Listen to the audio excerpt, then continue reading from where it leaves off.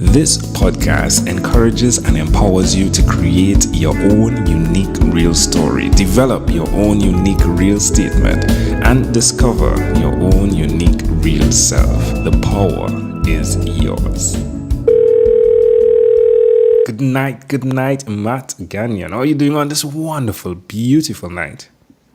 I'm doing fantastic, man. Thank you. Oh, well, it's a great pleasure connecting with you. Please do tell me, what part of the world are you in right now?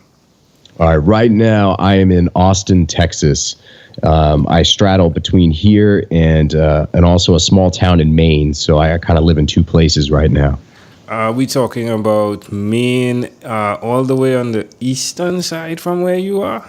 You bet, man. Wow. That's where I'm originally from. I've been living in Austin, Texas now for 12 years. And then back in June, my wife and I leased our house and sold almost all of our possessions to travel more with our 5-year-old. So we went back to Maine for a little bit, spent some time in an RV, and then now we're staying in a small cabin out there for a bit. And I come back to Austin once a month for some work. But now is a good time to leave Maine, isn't it? It sure is. It sure is, man. It's a lot warmer here. Definitely. Yeah, we had fun in Maine. I was up there for a couple of days, and it was amazing. It was just beautiful. The culture there is pretty impressive as well.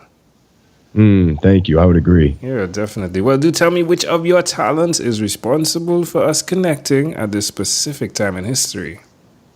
Man, I love this question. I feel like the talent is being a lighthouse, and one of the things that I love to do is I love to share stories, and I love to put things out there, and that's how I find my people. I share things, and I let, whoever gravitates towards that. Mainly I do it through vulnerability and sharing personal stories about things that I've overcome in life. And when I do that, I realize that it gives permission for others to do the same. Where people can reach out and say, man, I didn't know we could talk about that stuff. I didn't know that anyone else went through that. And that's how I think, a lot of my people. So that's one of my favorite things to do, is to just share stories, be vulnerable, and connect people so no one has to feel alone in this world. Well, that's super cool. One of the places I visited in Maine was a lighthouse. And oh, wow. Yeah, it was just super cool to hear you say that. But definitely you look like a strong guy from the pictures I've seen on LinkedIn where you're speaking. Who did you learn, nevertheless, to understand how to, I don't want to say appear weak, but definitely come to a place where it's not weakness, isn't it? It's vulnerable. Yeah? To be that person. I think to be vulnerable can be your greatest strength. Who did you learn that from? Man, I've had a variety of mentors in life, and that one, I would have to say, I really started to learn that in my coaching school, the Coaches Training Institute, back in 2014. And I started to learn that from Cynthia Darst, was one of my mentors, and Randy Brenneman were two people that really taught me the power of vulnerability and the strength in sharing your story. And I kind of learned to do that firsthand. But it was also something that always seemed to be kind of wired into me, ever since I was a little kid, where I felt the need to kind of connect with people so no one would feel alone. And so something that's always kind of been there and I feel called to do, and it feels very much called and connected in my faith, and so that just feels like what I'm supposed to be doing in life. And I've just had many people that have shown up in my life that have continued to encourage that and fuel that behavior. So, yeah. Love it. Now, there's something that I saw in your profile and I didn't get to check it out. And I'm looking at your profile now. Let me see. So, as the Philistine moved closer to attack him, David ran quickly toward the battle line to meet him. Ooh, yeah. Explain that to me. Yeah, that's juicy. I like that, man. 1 Samuel 17:48. Man, I heard that scripture several years ago at a men's retreat that I went to. And man, it hit me at the right time in life, because I was battling some serious giants with illness and financial hardship. and conflict, all kinds of stuff. And man, the essence of that scripture basically is David ran towards Goliath. And I love that visual. And that was also a scripture I used to kind of express my value and faith on LinkedIn for the very first time. I was very shy about talking about my faith prior. I had all these stories in my head that I couldn't do that on LinkedIn, or I couldn't do that on social media. People would judge me or feel alienated. And finally, I was like, man, I'm getting all these attacks internally about doing this. That must mean I'm supposed to do it. So, that scripture to me was like, whether you are faith or not, I felt like, man, that is an amazing story. And so the story really is what giants are in your life that you should be running towards instead of retreating from. And that's what I looked at, was like, man, David had no fans on either side of that field, yet he ran towards that 9-foot monster, with a few stones in his hand, just with a courageous heart for the Lord. And man, I was like, that's what I need to be in life. Like, I need to run courageously towards my giants. Love it. Matt, you've already shared a ton, and I'm sure there's someone listening that would like to connect with you. What's the best way for them to do that? Man, if you want to connect with me, LinkedIn is a fun way. I do most of my writing on there, so you can connect with me just looking up my name on there. And please send a personal note, though, too, if you want to connect. That means the world to me, because I'm maxed out on connections, but I'll create room for people with that. Or you can email me, matt@lifestorycoaching.net. Man, I'd be honored to I'm very approachable. I'm just honored to connect with anybody. Love it. Tell me one of the things that you've done consistently over the last 3 years, please. I think one of the things I've done consistently over the last 3 years is make prayer and my faith a foundation in my life.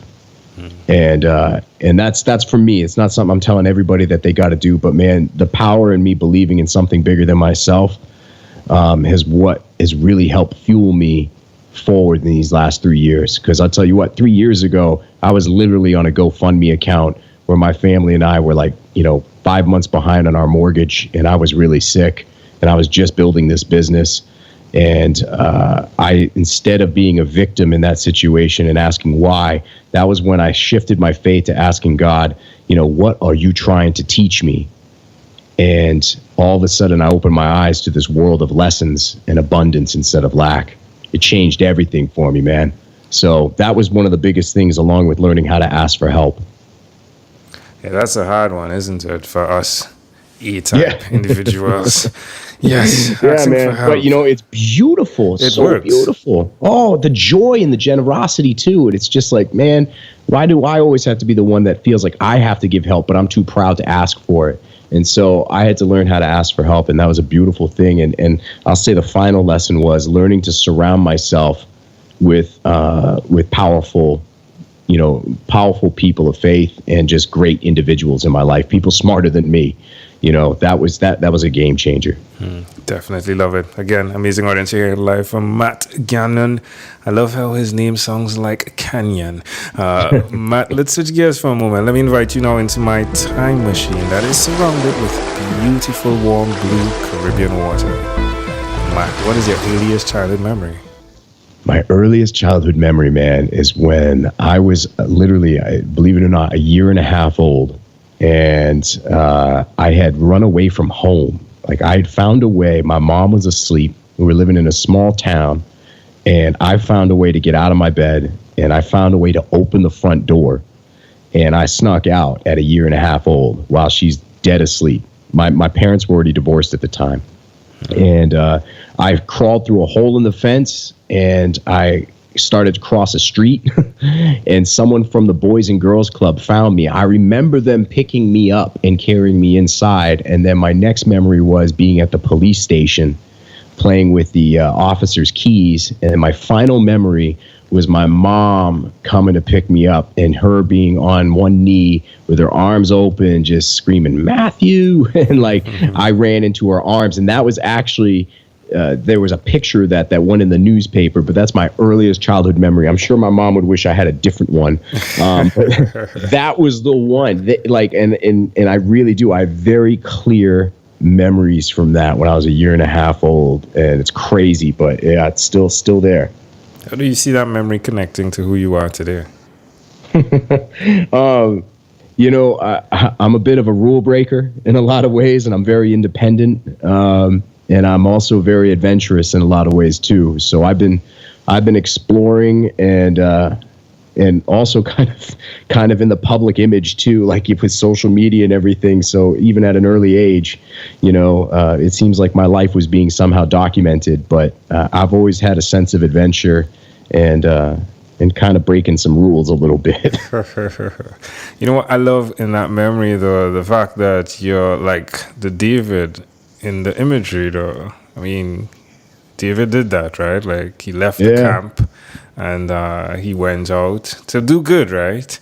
And in so doing, found his destiny, right? Which is pretty intriguing. It didn't really look as pretty as the Disney World movies look, right? Yeah, no, not at all.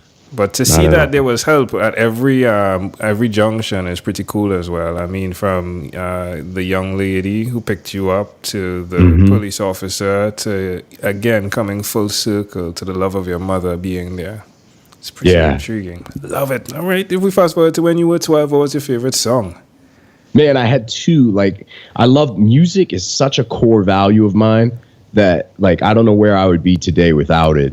But when I was 12 years old, Bohemian Rhapsody by Queen was one of my favorites because I remember the Wayne's World movie had just come out and I'd been exposed to that through that movie. And my dad had bought me that cassette tape. And also November Rain by Guns N' Roses. 12 years old, like I'm just getting my first exposure to MTV and it like changed my day. Like it just like changed everything. Like MTV music, like to this day, my friend, like I perform every Wednesday night at a local pub in town in Maine and I sing for a crowd of people because it's like therapy for me. Love it. So music, man, I seriously, I wouldn't be here today without it. There we go. All right, Matt. Well, we've arrived at our destination, but before we get off of this time machine, there's a small declaration form. So it's yes or no. We're going to move pretty quickly here. Are you ready, Matt? I'm ready, bro. Let's do this. Matt, have you chosen someone to pass on your skills to? Yes. Are you married? Yes. Do you have children? Yes. Do you believe in God? Yes. Do you have an inner circle of friends? Yes. Do you watch TV for more than 3 hours a day? That's a no. How about 3 hours a week? Yes. What about screen time, the phone and or the computer? Is it more than 8 or less than 8 hours a day? More. If you, Matt, had to share with us your own unique real statement, a statement that represents who you are, Matt Gagnon, what would you say that is?